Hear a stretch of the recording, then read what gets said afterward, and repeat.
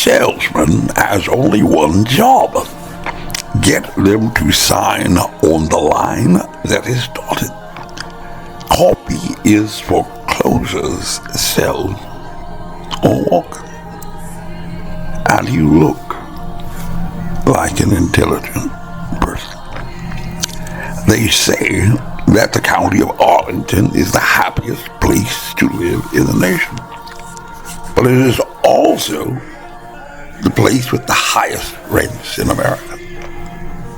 And if it sounds too good to be true, it probably is. Things are not always quite what they seem. And some say you should never, ever judge a book by its cover. That would be prejudice and discrimination. And if you go to college to get the knowledge most want to believe, you will have your champagne dreams and caviar wishes, living the dream lifestyles of the rich and famous.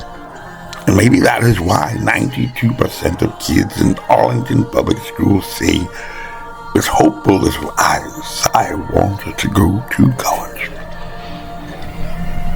That is 90% of the school-aged children in the most educated municipality in Virginia, attending the second best public schools in the state, unparalleled in per-student expenditures by any other in the entire state, exceeding even every suburban public school district in the national capital region. Just 2 months before the election, many incumbent school board members could boast about delivering on a promise from the Supreme Court in the most important function of state and local governments, boasting of 80% of students passing basic academic proficiency in reading and math. Because education, indeed, according to one landmark Supreme Court decision, is required in the performance of our most basic public responsibilities. Even service in the armed forces. It is the very foundation of good citizenship. In these days, it is doubtful that any child, regardless of color or gender, may reasonably be expected to succeed in life if he or she is denied this opportunity of an education. And such an opportunity, where the state has undertaken to provide it, is a right which must be made available to all on equal terms. However, if you had been following the news, you had heard how the bottom fell out when it was announced that Virginia had the lowest cutoff scores in the nation, enabling them to look far better than they were. And when scores are raised, some 57% of children graduating from these public schools, not attending private or parochial schools, will fail basic academic proficiency in reading, writing, and arithmetic. When we were hit with a virus with less cases reported in the state than could fit comfortably on a school bus, public schools said they had closed schools to protect the students.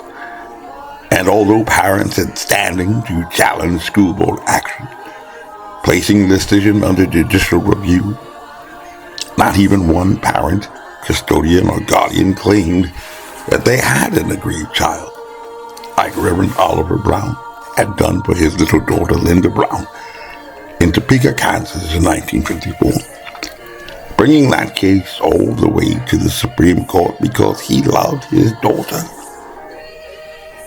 No parent, custodian, or guardian brought a case when Virginia was ranked 6th in the nation for learning losses after the COVID-19 pandemic response. Not even one parent, over 28,000 kids in the most educated municipality in the state, home of the most government scientists, had even requested a copy of the Safe School Reopening Plan that had been ordered back in June 2020 by the State Health Commissioner. But one man, not even a parent, did.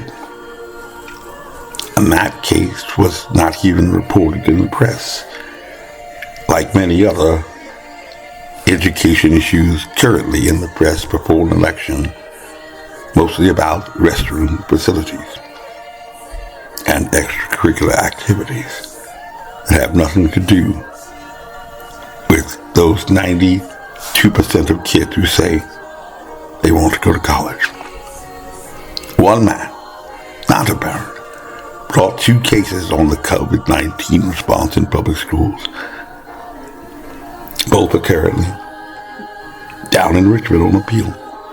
And if you are more concerned, however, about political parties than your child, you probably don't even know or care who he or she is. And you look like an intelligent person.